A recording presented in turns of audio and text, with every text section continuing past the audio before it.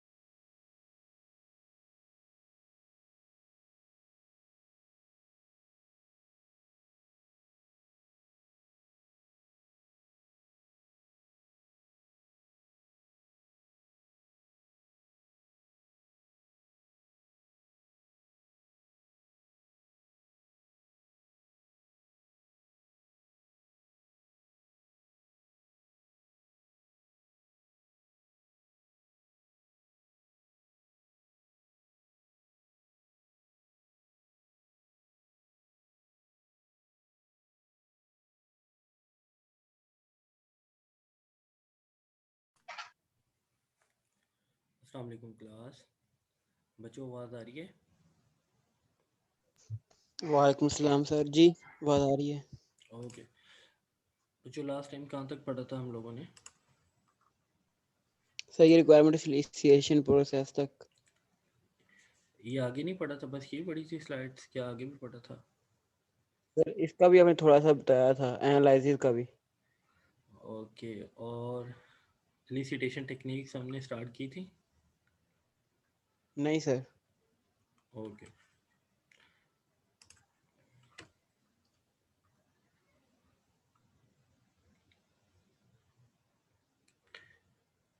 तो सीख बच्चे, आपको आवाज़ आ रही है?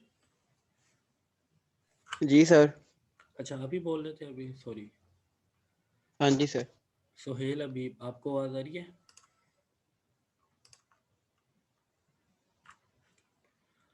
जो बच्चा इस टाइम प्रेजेंट नहीं होगा, जस्ट वो ज्वाइन करके चला जाएगा, मैं किक आउट कर दूंगा उसे उसी टाइम बच्चों। सो जो ज्वाइन करेगा वो प्रेजेंट भी होगा उस टाइम पे। मोहम्मद सोहेल, आपको आवाज़ आ रही है? ओके। शेरोज बच्चे, आपको आवाज़ आ रही है? शेरोज,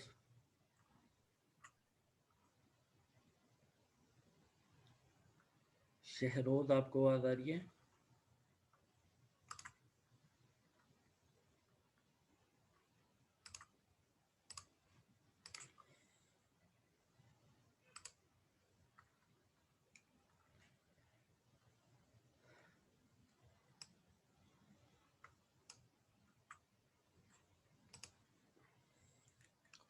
साइम आपको आवाज आ रही है बच्चे?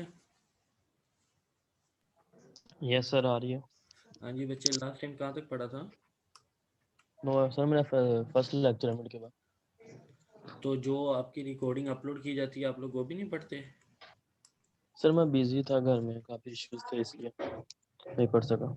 ओके, अरे बच्चे आपको आवाज आ रही है? जी सर आ रही है। हाँ जी बच्चे, लास्ट टाइम कहाँ तक पढ़ा था? सर मेरा भी फर्स्ट लेक्चर है। बच्चे मैंने आपसे पूछा ही नहीं, आप लास्ट लेक्चर में प्रेजेंट थे या एब्सेंट थे? मैंने वो सर रिकॉर्डेड नहीं लेक्चर पढ़ा ना। अपलोड कर दिया था। जी बच्चे। सर वो सर नहीं पढ़ा। Okay good. फहद बच्चे आपको आवाज आ रही है? यस सर, पर आवाज बहुत कम है। सब बच्चों को आवाज कम आ रही है? No sir. ओके। नहीं सर, सही आ रही है। हमाद बच्चे आपको आवाज आ रही है? यस सर आ रही है। हाँ जी बच्चे, लास्ट टाइम कहाँ तक पढ़ा था?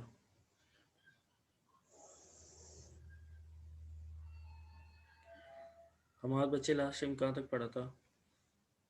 सर मेरा फर्स्ट लेक्चर है। ओके। लास्ट लेक्चर में कौन प्रेजेंट था आप में से? सर मैं मैं प्रेजेंट। बाबर अली आप प्रेजेंट थे बच्चे? जी सर। हाँ जी बच्चे, कहाँ तक पढ़ा था? सर आई थिंक ये एलिसिटेशन प्रोसेस से पीछे तक पड़ा था। अभी ये भी करना था एक्सप्लेन। Okay, thank you. बच्चे लास्ट में मैंने आपको कहा था कि जो बच्चा प्रेजेंट होगा आपकी प्रेजेंस की बेस पे आपके क्विज़ के मार्क्स लग रहे हैं। तो एट दी एंड आप लोगों ने मुझे ये नहीं कहना है कि क्विज़ के मार्क्स कहाँ से लगे और कैसे लगे हैं। सेकंड थिंग ये है कि आप एब्सेंट होते हो या प्रेजेंट होते हो, इससे मेरा कंसर्न नहीं है। अगर आप नेक्स्ट लेक्चर में प्रेजेंट होगे तो इट मीन्स कि आप लास्ट लेक्चर की रिकॉर्डिंग सुन के आओगे। अगर आप एब्सेंट होगे, मुझे कोई बच्चा ये नहीं कहेगा कि मैं लास्ट लेक्चर में एब्सेंट था, मैं प्रेजेंट नहीं था, मेरा इशू था। जो भी था आपके पोर्टल पे लेक्चर अपलोड कर दिया जाता है, आप लोग वहाँ से सुन सकते हो वीक में किसी भी दिन में। और ये आपका जो एटीट्यूड है ये मैंने ऑब्जर्व किया है, ये नॉन सीरियस एटीट्यूड है। तो अब आप लोग पढ़ना स्टार्ट कर दो कि इससे अच्छा है कि मैं कुछ और भी अप्लाई करूँ आप लोगों पे। तो इससे अच्छा ये है कि आप लोग खुद ही पढ़ना स्टार्ट कर दो। जी सर। क्लियर है बच्चों? जी सर। ओके। लास्ट लेक्चर में हमने स्टार्ट किया था, एक्चुअली हम क्या पढ़ रहे थे, रिक्वायरमेंट्स इंजीनियरिंग का प्रोसेस पढ़ रहे थे। रिक्वायरमेंट्स इंजीनियरिंग में हमने देखा था कि हमारे पास डिफरेंट मॉडल्स होते हैं, जिसमें हम एक मॉडल से गो थ्रू हुए थे कि मॉडल्स में क्या क्या स्टेप्स होते हैं और कैसे कैसे परफॉर्म होते हैं। जिसमें हमारे पास फर्स्ट पार्ट क्या था, रिक्वायरमेंट्स एलिसिटेशन एंड एनालिसिस का। तो अब हम क्या करने जा रहे थे, जो मॉडल अप्लाई कर रहे थे उसके जो आगे कंपोनेंट्स होते थे, हम उन कंपोनेंट्स को वन बाय वन देख रहे हैं कि फर्दर उनकी डिटेल क्या होती है, वो कैसे गैदर्ड होते हैं और गैदर करने के बाद वो कैसे स्ट्रक्चर्ड होते हैं। हमारा टॉपिक क्या था, हमारा जो कंपोनेंट है जो हम डिस्कस कर रहे थे, वो सबसे पहले था रिक्वायरमेंट्स एलिसिटेशन का एंड एनालिसिस का। हमने कहा था कि हमने यूज़र से अगर रिक्वायरमेंट्स गैदर करनी है तो सबसे पहला जो कंपोनेंट होगा हमारा वो क्या होगा, रिक्वायरमेंट्स एलिसिटेशन का होगा। रिक्वायरमेंट्स एलिसिटेशन में हमारे पास क्या क्या चीज़ें होती हैं। रिक्वायरमेंट्स एलिसिटेशन में हमारे पास एप्लीकेशन डोमेन होती है सबसे पहले। फिर हम डिस्कस करते हैं प्रॉब्लम टू बी सॉल्व, कि हम क्या प्रॉब्लम सॉल्व करने जा रहे हैं। उसके बाद हम डिस्कस करते हैं बिजनेस कॉन्टेक्स्ट, के वो बिजनेस के किस कॉन्टेक्स्ट में वो प्रॉब्लम सॉल्व होने जा रही है।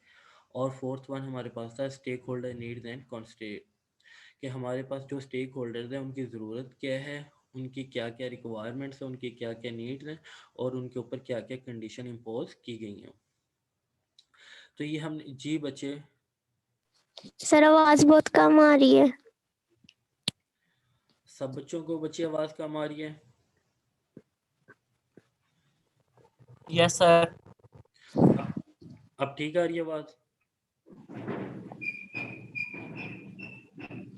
बच्चों? अब ठीक आ रही है आवाज़? जी जी सर। सर। ओके। तो हम डिस्कस क्या कर रहे थे कि हम रिक्वायरमेंट सोलिसिटेशन का कंपोनेंट डिस्कस कर रहे थे कि रिक्वायरमेंट सोलिसिटेशन में कैसे स्टेप परफॉर्म होते हैं, आगे क्या क्या उसके फर्दर डिटेल होती है। तो ये एक्चुअली रिक्वायरमेंट सोलिसिटेशन का कंपोनेंट है क्या कि जब हम रिक्वायरमेंट्स इंजीनियरिंग का प्रोसेस करते हैं अप्लाई, मतलब जब हम रिक्वायरमेंट्स गैदर करते हैं तो उसमें हमारे पास क्या आता है कि डिफरेंट हमारे पास कंपोनेंट्स होते हैं कि जो कि हमने लास्ट लेक्चर में डिटेल में पढ़ा था। अब हम क्या करने जा रहे हैं कि रिक्वायरमेंट्स गैदर करनी है, और रिक्वायरमेंट्स गैदर करने के लिए हमारे पास जो फर्दर कंपोनेंट उसमें एग्जिस्ट करते हैं वो हम वन बाय वन उनकी डिटेल देखने जा रहे हैं।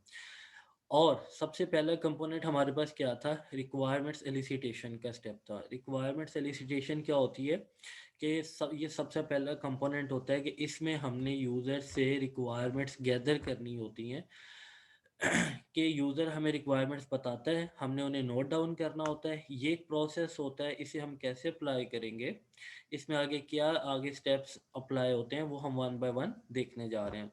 सबसे पहले था हमारे पास कि जब हम रिक्वायरमेंट सोलिसिटेशन करते हैं, मतलब जब रिक्वायरमेंट्स गैदर करते हैं यूज़र से, तो हमें क्या क्या चीज़ें देखनी पड़ती हैं।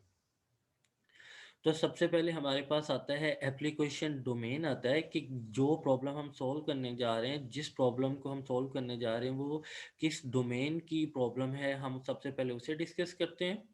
उसके बाद जो प्रॉब्लम होती है जिसे हमने सॉल्व करना होता है, जिसके अगेंस्ट हमने अपना सिस्टम बनाना होता है, हम सिस्टम बनाने जा रहे हैं, जिस सिस्टम को बनाने के लिए हम रिक्वायरमेंट्स गैदर कर रहे हैं, उस प्रॉब्लम को हम क्या करते हैं, डिस्कस करते हैं। उसके बाद हमारे पास आता है कि बिज़नेस कॉन्टेक्स्ट देखते हैं कि किस बिज़नेस कॉन्टेक्स्ट में ये सॉल्व होगा। और फोर्थ वन हमारे पास है stakeholder needs and constants आते हैं कि ये जो हम प्रॉब्लम सॉल्व करने जा रहे हैं इससे रिलेटेड लोग कौन से हैं, स्टेक होल्डर कौन लोग हैं, और इन पे क्या क्या कंडीशन इम्पोज की गई हैं। नेक्स्ट हमारे पास आता है, ये वही आपके पास चीज़ें लिखी गई हैं कि प्रॉब्लम अंडरस्टैंडिंग करना है, फिर बिजनेस अंडरस्टैंडिंग करनी है, understanding the needs and constraint of the system stakeholder. Next हमारे पास आता है कि ये प्रोसेस कैसे अप्लाई होता है, लिसिटेशन का प्रोसेस कैसे अप्लाई होता है। एक्चुअली हमारे पास जब हम मॉडल पढ़ रहे थे, रिक्वायरमेंट्स इंजीनियरिंग का मॉडल हम डिस्कस कर रहे थे, तो हमने उसमें कहा था कि जो हमारे पास फर्स्ट कंपोनेंट होता है वो होता है रिक्वायरमेंट्स एलिसिटेशन का, कि सबसे पहले हम रिक्वायरमेंट्स को क्या करते हैं, गैदर करते हैं। उसके बाद हमारे पास सेकेंड स्टेप था एनालिसिस एंड निगोशिएशन का, कि निगोशिएशन क्या होती है कि हम जब रिक्वायरमेंट्स गैदर कर लेते हैं, उन रिक्वायरमेंट्स को हम एनालाइज करते हैं, उसमें अगर कुछ कन्फ्लिक्ट्स होते हैं तो हम उन्हें क्या करते हैं, सॉर्ट आउट करते हैं। जब हमारे पास ये दो स्टेप्स परफॉर्म हो जाते हैं, जब हम रिक्वायरमेंट्स गैदर कर रहे होते हैं जिसमें हमारे पास रिक्वायरमेंट्स एलिसिटेशन भी हो जाती है, एनालिसिस भी हो जाता है, निगोशिएशन भी हो जाती है, तो उसके बाद हम रिक्वायरमेंट्स को क्या करते हैं, राइट अप कर लेते हैं, डॉक्यूमेंट कर लेते हैं, और फोर्थ हम उसे क्या कर लेते हैं, टेस्टिंग कर लेते हैं, मतलब वैलिडेशन कर लेते हैं। एक्चुअली ये हमारे मॉडल में मेन 4 स्टेप्स थे अगर हमने रिक्वायरमेंट्स गैदर करनी है। तो ये हमें क्या कह रहा है, ये एक स्पाइरल मॉडल है, स्पाइरल शेप में ये रिक्वायरमेंट्स गैदर कर रहा है कि सबसे पहले रिक्वायरमेंट्स एलिसिटेशन होंगी,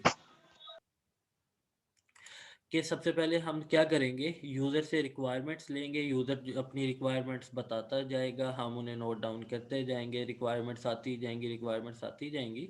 जिस जिस तरह रिक्वायरमेंट्स आती जाएंगी हम उसी तरह उन्हें नोट डाउन करते रहेंगे।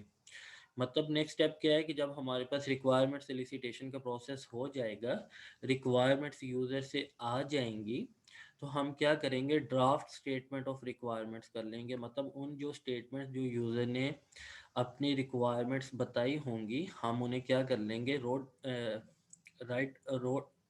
उसके बाद रिक्वायरमेंट्स, हाँ जी, हम क्या कर लेंगे, नोट डाउन कर लेंगे। नोट डाउन करने के बाद हम मूव करेंगे रिक्वायरमेंट्स एनालिसिस की तरफ, कि हमने नोट डाउन तो कर लिया उन्हें, तो अब हम क्या करते हैं कि जो हमने यूज़र से रिक्वायरमेंट्स ली थी, नोट डाउन हो चुकी हैं, अब हम उन पर एनालिसिस करेंगे, क्या जो यूज़र ने रिक्वायरमेंट्स बताई हैं ये एक वैलिड रिक्वायरमेंट्स हैं, इनमें कहीं कॉन्फ्लिक्ट्स तो नहीं है, इनमें कंसिस्टेंसी है या नहीं है। तो ये सारी चीज़ें हम किस में देखते हैं, रिक्वायरमेंट्स एनालिसिस में देखते हैं, कि हम जो यूज़र ने रिक्वायरमेंट्स दी होती है उन्हें बैठ के एनालाइज करते हैं और उनकी डिटेल डिस्क्रिप्शन लिखते हैं। उसके बाद जब हम एनालिसिस कर लेते हैं तो उसमें कुछ प्रॉब्लम भी अकर हो सकती हैं। प्रॉब्लम क्या अकर हो सकती हैं कि हो सकता है कि हमने जब रिक्वायरमेंट्स गैदर की थी किसी भी ऑर्गेनाइजेशन में, हम उनका सिस्टम बनाने जा रहे हैं, हम उनके रिक्वायरमेंट्स को क्या कर रहे थे, गैदर कर रहे थे। अब जिस ऑर्गेनाइजेशन का हम सिस्टम बनाने जा रहे हैं उसमें डिफरेंट टाइप्स के लोग काम करते हैं। तो हमने डिफरेंट लोगों से इंटरव्यूज़ किए, हमने डिफरेंट लोगों से रिक्वायरमेंट्स गैदर की। हो सकता है कि एक उसी उसी ऑर्गेनाइजेशन पे जो एक डिपार्टमेंट में लोग काम कर रहे थे वो एक डिफरेंट रिक्वायरमेंट बता रहे थे, और डिफरेंट डिपार्टमेंट के लोग उसी रिक्वायरमेंट्स को किसी डिफरेंट वे में एलेबोरेट कर रहे थे। तो इसमें क्या हो गया कि हमारे पास कॉन्फ्लिक्ट्स आ गया है। कॉन्फ्लिक्ट क्या आ गया कि वही बात, वही रिक्वायरमेंट्स कुछ स्टेक होल्डर किसी और तरीके से बता रहे हैं, और वही बात डिफरेंट स्टेक होल्डर डिफरेंट तरीके से बता रहे हैं। तो हमारे पास क्या आ गया, कॉन्फ्लिक्ट्स आ गए हैं, प्रॉब्लम अकर हो गई हैं। तो जब हमारे पास हमने जब रिक्वायरमेंट्स एलिसिटेशन का प्रोसेस कर लिया था, रिक्वायरमेंट्स गैदर कर ली थी, हमने उन्हें नोट डाउन भी कर लिया था। नोट डाउन के बाद उस पर एनालिसिस भी कर लिया। जब एनालिसिस किया तो हमें पता लगा कि इनमें कुछ कन्फ्लिक्ट्स हैं, कुछ प्रॉब्लम्स हैं।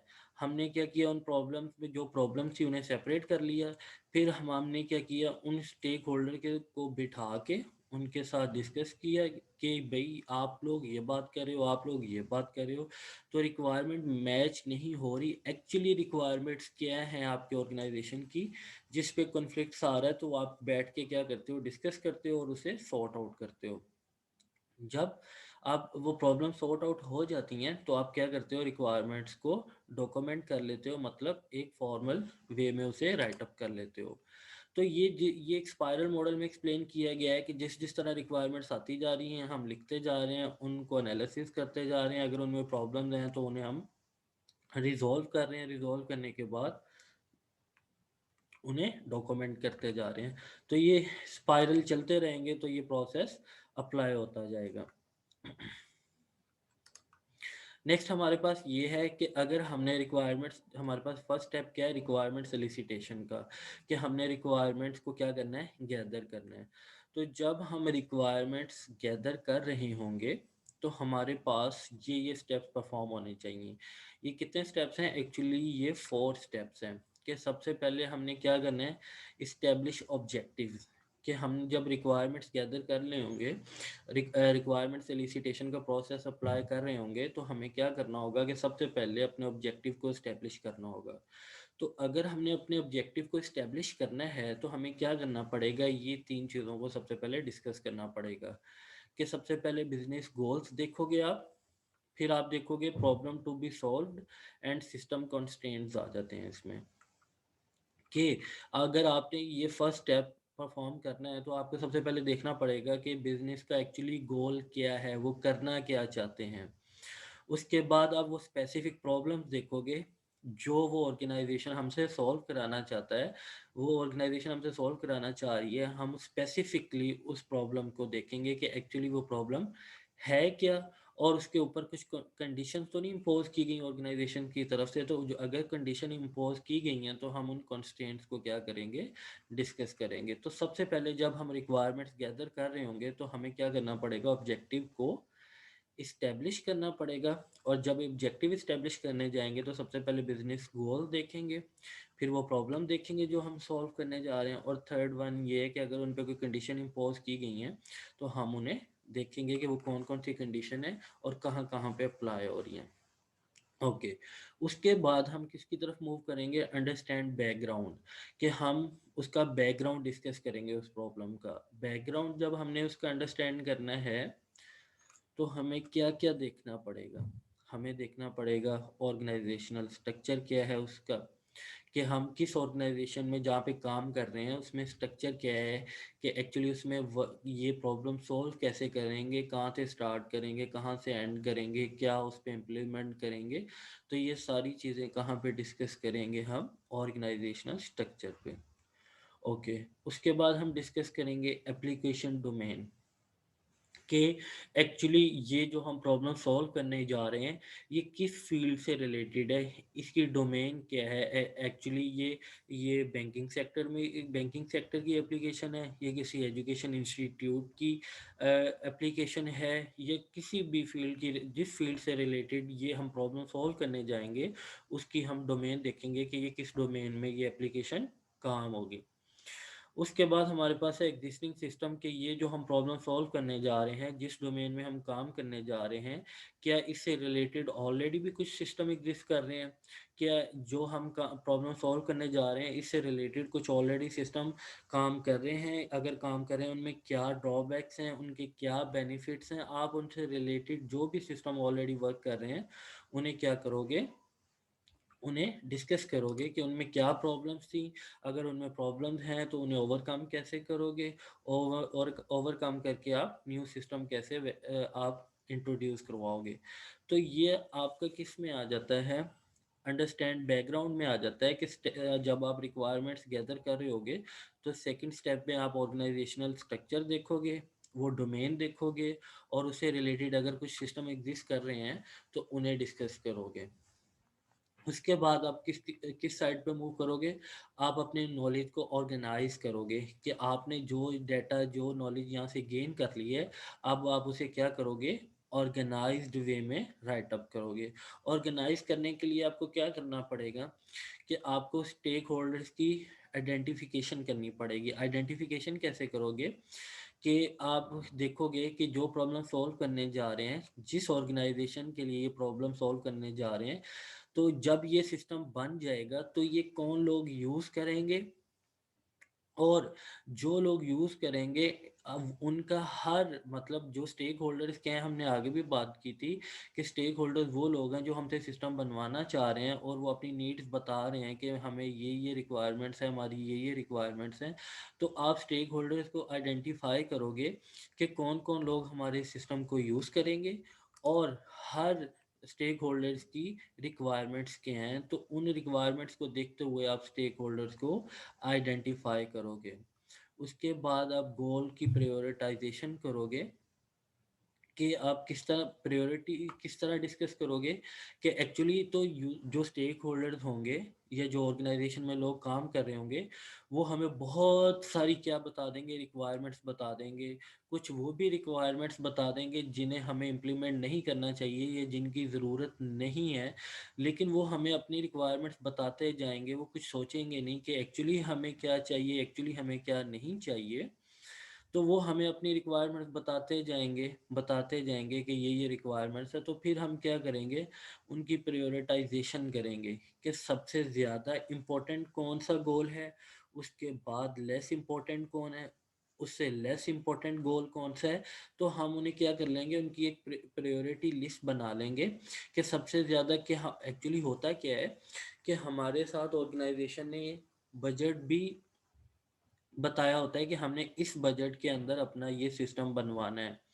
तो अब अगर यूज़र जो स्टेक होल्डर्स हैं वो हमें रिक्वायरमेंट्स बताते जाएंगे तो ये एक ऐसा फिजिबल नहीं है कि हम सारी रिक्वायरमेंट्स जो भी स्टेक होल्डर बताएगा उन्हें हम इम्प्लीमेंट कर दें। तो हम क्या करेंगे, बजट को देखते हुए और उनकी जो प्रॉब्लम है उन्हें देखते हुए क्या करेंगे, गोल को प्रायोरिटाइजेशन कर लेंगे, उनकी प्रायोरिटीज असाइन कर देंगे उन्हें कि कौन सा ज़्यादा इम्पोर्टेंट है और कौन सा इम्प्लीमेंट होना चाहिए। कौन सा ना भी इम्प्लीमेंट हो तो हमारा काम चल जाएगा। तो हम क्या करते हैं, उन्हें उनकी प्रायोरिटीज सेट करते हैं। उसके बाद हमारे पास क्या आ जाता है, डोमेन नॉलेज फिल्टरिंग आ जाती है कि हम एक्चुअली ये लास्ट टाइम भी हम जब भी डोमेन नॉलेज की बात आती है तो यही बात है कि जिस डोमेन की हम प्रॉब्लम सॉल्व करने जाते हैं उसका जो नॉलेज होता है उसे हम फिल्टर कर लेते हैं। नॉलेज कैसे फिल्टर करते हैं, लेट्स सपोज कि अगर आप लास्ट टाइम भी, ये मैं बार बार आपको एग्जांपल देता हूँ कि अगर हम बैंकिंग सेक्टर की एप्लीकेशन बनाने जा रहे हैं,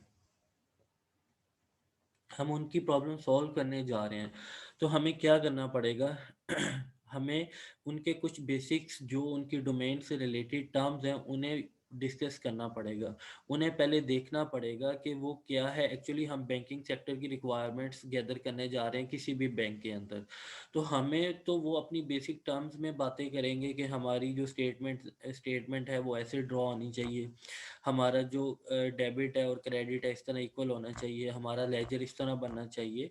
तो जब हमें उन टर्म्स का ही नहीं पता होगा तो हम उन टर्म्स को बगैर जाने उन्हें किस तरह उनकी रिक्वायरमेंट्स को डिस्कस कर सकते हैं। तो इसलिए जब भी जो आईटी से रिलेटेड रिक्वायरमेंट्स गैदर करने जाते हैं तो सबसे पहले उन्हें ये कहा जाता है कि आप उस डोमेन से रिलेटेड चीज़ों को फिल्टर आउट करें, उन्हें पढ़ के जाएं, तब ही आप उनकी डोमेन से रिलेटेड जब वो आपको अपनी रिक्वायरमेंट्स बताएंगे तो आप उन्हें अंडरस्टैंड कर सकते हैं।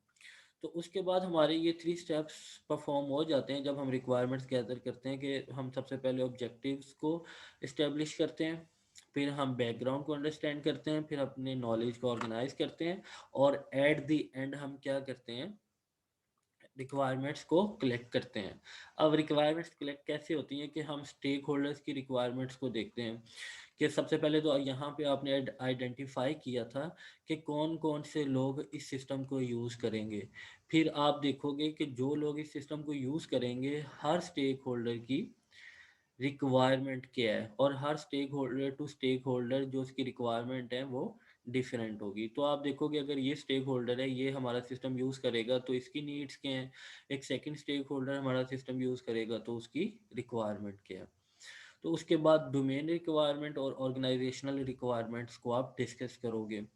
डोमेन रिक्वायरमेंट और ऑर्गेनाइजेशनल रिक्वायरमेंट्स में ये डिफरेंस है कि डोमेन रिक्वायरमेंट्स ये हैं कि जो ओवरऑल जिस डोमेन पे आप काम करने जा रहे हो उसकी रिक्वायरमेंट्स क्या हैं। लेकिन जब ऑर्गेनाइजेशनल रिक्वायरमेंट्स को डिस्कस करोगे तो ऑर्गेनाइजेशनल रिक्वायरमेंट्स में क्या होता है कि जो जिस ऑर्गेनाइजेशन का हम काम करने जा रहे हैं उनकी साइड से हमें जो रिक्वायरमेंट्स दी होंगी उन्हें हम ऑर्गेनाइजेशनल रिक्वायरमेंट्स कहेंगे, और जो डोमेन रिक्वायरमेंट्स होंगी वो ओवरऑल रिक्वायरमेंट्स होंगी जिस एप्लीकेशन में हम काम करने जा रहे हैं, जो उस डोमेन से रिलेटेड रिक्वायरमेंट्स होगी उन्हें डोमेन रिक्वायरमेंट्स कहेंगे। फॉर एग्जांपल डोमेन रिक्वायरमेंट्स ये हैं कि अगर किसी भी बैंक का आप बनाओगे, एक सिस्टम बनाने जाओगे, तो जो बैंक रिकन्सिलेशन स्टेटमेंट है वो कैसे बनती है ये हो जाती है डोमेन रिक्वायरमेंट हो जाती है। जब ऑर्गेनाइजेशनल रिक्वायरमेंट्स की बात आ जाती है तो उसमें क्या होता है कि बैंक रिकन्सिलेशन स्टेटमेंट्स तो डोमेन रिक्वायरमेंट्स में आ गई। ऑर्गेनाइजेशनल रिक्वायरमेंट्स ये होगी कि वो ये कह सकते हैं कि अगर आपने हमारी एम्प्लॉय का अटेंडेंस वाला पार्ट बनाना है कि एम्प्लॉय की अटेंडेंस लगे तो वो किस बेस पे लगे, किस टाइम पे लगे, किस टाइम पे आउट हो, तो ये ऑर्गेनाइजेशन की तरफ से हमें रिक्वायरमेंट्स दी गई हैं। तो इन्हें हम क्या कहते हैं, ये ऑर्गेनाइजेशनल रिक्वायरमेंट्स होती हैं। तो रिक्वायरमेंट सोलिसिटेशन में हमारे पास क्या होता है कि हम क्या करते हैं, अपने ऑब्जेक्टिव को इस्टेब्लिश करते हैं, उसके बैकग्राउंड को अंडरस्टैंड करते हैं, नॉलेज को ऑर्गेनाइज करते हैं, और एट द एंड हम क्या करते हैं, रिक्वायरमेंट्स को कलेक्ट कर लेते हैं। तो ये तो हमारे स्टेप्स थे रिक्वायरमेंट सोलिसिटेशन के। आगे यही चीज़ें जो हमने एक्सप्लेन की हैं ये आगे डिटेल में डिस्कस की गई हैं, आप लोग इसको पढ़ लेना। फिर भी अगर इसमें कोई प्रॉब्लम होगी तो नेक्स्ट लेक्चर में हम इसे डिस्कस कर लेंगे। इसके बाद हमारे पास क्या था कि हम जो मॉडल पढ़ रहे हैं हमने उसमें बात की थी कि सबसे पहला जो कंपोनेंट होता है वो हमारा होता है रिक्वायरमेंट सोलिसिटेशन का। जब हमारे पास जब रिक्वायरमेंट सोलिसिटेशन का प्रोसेस अप्लाई हो जाता है तो नेक्स्ट हम किसकी तरफ मूव करते हैं, रिक्वायरमेंट एनालिसिस की तरफ और निगोशिएशन की तरफ। निगोशिएशन में क्या होता है कि हमारे पास रिक्वायरमेंट्स गैदर हो गई हैं, ओके, यूज़र ने रिक्वायरमेंट्स बता दी हैं, स्टेक होल्डर्स ने रिक्वायरमेंट्स बता दी हैं, हमने उन्हें क्या कर लिया, राइट डाउन कर लिया, नोट डाउन कर लिया। अब हमने क्या करना है, उनको एनालाइज करना है। उनको एनालाइज करके हमें क्या क्या चीज़ें एज आउटपुट हम उनसे अचीव करेंगे कि हम उन पे चेक करेंगे कि नेसेसिटी चेकिंग करेंगे कि यूज़र ने इतनी सारी तो रिक्वायरमेंट्स बता दी हैं, अब जो जितनी रिक्वायरमेंट्स बताई हैं उनमें से इम्पोर्टेंट कौन सी रिक्वायरमेंट्स हैं हम उन्हें सेपरेट कर लेंगे, और जो इम्पोर्टेंट नहीं होंगी उन्हें हम सेपरेट कर लेंगे। उसके बाद जो रिक्वायरमेंट्स बताई होंगी यूज़र ने हम उनमें कंसिस्टेंसी देखेंगे और कंप्लीटनेस देखेंगे। कंसिस्टेंसी और कंप्लीटनेस में ये डिफरेंस है। कंसिस्टेंसी ये होगी कि एक रिक्वायरमेंट है और उस रिक्वायरमेंट को हमने जब गैदर किया तो हमने एक सिंगल स्टेक होल्डर से गैदर नहीं किया, हमने डिफरेंट स्टेक होल्डर से रिक्वायरमेंट्स गैदर की हैं। तो हो सकता है कि एक ही रिक्वायरमेंट, सेम रिक्वायरमेंट्स, एक स्टेक होल्डर उसे डिफरेंट वे में एक्सप्लेन करे और दूसरा स्टेक होल्डर उसके अगेन हमें क्या मतलब वो जो पहले स्टेक होल्डर ने हमें बताई होगी रिक्वायरमेंट, उसके अगेंस्ट हमें डिफरेंट रिक्वायरमेंट बता देता है कि नहीं ये रिक्वायरमेंट्स ऐसे परफॉर्म नहीं होती हमारी ऑर्गेनाइजेशन में, ये ऐसे परफॉर्म होती है। तो ये क्या हो गया, कन्फ्लिक्ट आ गया, कंसिस्टेंसी नहीं होगी कि वो पहले स्टेक होल्डर ने, स्टेक होल्डर एक्स ने और स्टेक होल्डर वाई ने एक ही रिक्वायरमेंट को डिफरेंट वे में एक्सप्लेन किया, तो ये इनकंसिस्टेंसी आ गई। तो हम क्या करेंगे, हम उनके साथ बैठ के उन जितने भी स्टेक होल्डर्स होंगे उस रिक्वायरमेंट को डिस्कस करेंगे और एट द एंड हम क्या कंक्लूजन निकालेंगे कि एक्चुअली वो रिक्वायरमेंट है क्या। अब कंसिस्टेंसी की एग्जांपल ये हो सकती है कि एक यूज़र कह रहा है कि हमारी यूनिवर्सिटी में जो 90 मार्क्स, जब 90 मार्क्स एक बच्चा अचीव करता है, ऑब्टेन करता है, तो उसे ग्रेड ए मिलता है। लेकिन एक सेकंड स्टेक होल्डर उसी ऑर्गेनाइजेशन में कह रहा है कि 90 मार्क्स पे ए प्लस ग्रेड मिलता है उसे। तो ये क्या हो गया कि दोनों ने डिफरेंट बात कर दी, रिक्वायरमेंट एक ही थी लेकिन दोनों में कन्फ्लिक्ट आ गया, तो ये कंसिस्टेंसी नहीं रही। और कंप्लीटनेस ये है कि एक रिक्वायरमेंट को कंप्लीट नहीं बताया कि जस्ट ये बता दिया कि ये परफॉर्म करना है, ये टास्क परफॉर्म करना है। अब कैसे परफॉर्म करना है, वो प्रोसेस कहाँ से स्टार्ट होता है, कहाँ पे एंड होता है, क्या उसे कैसे इनपुट चाहिए, उसे क्या आउटपुट चाहिए, उसने कंप्लीट रिक्वायरमेंट नहीं बताई, तो ये कंप्लीटनेस चेकिंग में आ जाता है। उसके बाद फिजिबिलिटी चेकिंग आ जाती है। फिजिबिलिटी चेकिंग ये होती है कि एक यूज़र ने हमें यूज़र ने रिक्वायरमेंट्स तो बता दी हैं कि ये इम्प्लीमेंट करने हैं, ये इम्प्लीमेंट करने हैं, हमें सिस्टम से ये चाहिए, ये हमारी नीड्स हैं। लेकिन एक्चुअली में जब हमने उसे एनालाइज किया, उस पर एनालिसिस किया, तो हमें पता लगा ये तो इनकी ज़रूरत ही नहीं है, ये तो जस्ट वो क्या कहते हैं कि जस्ट अपने पर्सनल शो के लिए हमें बता रहे हैं कि हमें ये भी इम्प्लीमेंट करके दे दो, हमें ये भी इम्प्लीमेंट करके दे दो। लेकिन जब हमने उसकी फिजिबिलिटी डिस्कस की तो हमें पता लगा कि एक्चुअली में जो हम प्रॉब्लम उनकी सॉल्व करने जा रहे हैं, ये रिक्वायरमेंट उसका पार्ट नहीं है। तो अगर हम इसे इम्प्लीमेंट नहीं भी करेंगे तो कोई इसमें मसला नहीं आएगा। तो ये सारी चीज़ें फिजिबिलिटी चेकिंग में आ जाती हैं कि एक्चुअली में जो यूज़र ने हमें रिक्वायरमेंट्स बताई हैं, ये इनकी इन्हें ज़रूरत है भी या नहीं है। उसके बाद हमारे पास क्या आता है कि जब हम नेसेसिटी चेकिंग करते हैं कि हम उनकी देखते हैं कि उनकी इम्पोर्टेंस है या नहीं है, वो इम्प्लीमेंट होना चाहिए या नहीं होना चाहिए, तो जो अननेसेसरी रिक्वायरमेंट्स होती हैं वो सेपरेट हो जाती हैं और जो नेसेसरी रिक्वायरमेंट्स होती हैं वो सेपरेट हो जाती हैं। तो ये इसकी आउटपुट आ रही है। फिर हमारे पास कंसिस्टेंसी एंड कंप्लीटनेस चेकिंग होती है। तो जिसमें कंसिस्टेंसी नहीं होती, कि प्रॉब्लम होती है, कन्फ्लिक्ट होता है, तो वो कन्फ्लिक्टिंग रिक्वायरमेंट सेपरेट हो जाती हैं और जो कंप्लीट रिक्वायरमेंट नहीं होती, इनकम्प्लीट रिक्वायरमेंट्स होती हैं, वो सेपरेट हो जाती हैं। उसके बाद फिजिबिलिटी जब चेकिंग करते हैं, उसकी फिजिबिलिटी की हम चेक लगाते हैं उस पर, तो जो इनफिजिबल रिक्वायरमेंट्स होती हैं जिन्हें हमें परफॉर्म नहीं करना, हम उन्हें सेपरेट कर लेते हैं। तो उसके बाद जब अननेसेसरी रिक्वायरमेंट्स आ जाती हैं, उन पे क्या प्रोसेस अप्लाई करते हैं, निगोशिएशन का, कि हमें तो यूज़र ने कहा था कि ये अप्लाई करो, ये इस पे हमें प्रॉब्लम सॉल्व जब हम करने जा रहे थे, तो यूज़र ने कहा था कि हमें ये रिक्वायरमेंट्स इम्प्लीमेंट करके दो। तो लेकिन हमने उसमें से अननेसेसरी रिक्वायरमेंट्स को जब निकाल लिया, तो हम क्या करेंगे, रिक्वायरमेंट डिस्कशन करेंगे, उन्हें बताएंगे कि ये तो इम्पोर्टेंट नहीं है रिक्वायरमेंट्स, ये इम्पोर्टेंट है, तो जो इम्पोर्टेंट है ये हमें अप्लाई करना चाहिए, ये हमारा पार्ट होना चाहिए सिस्टम का, जो अननेसेसरी रिक्वायरमेंट है ये सिस्टम का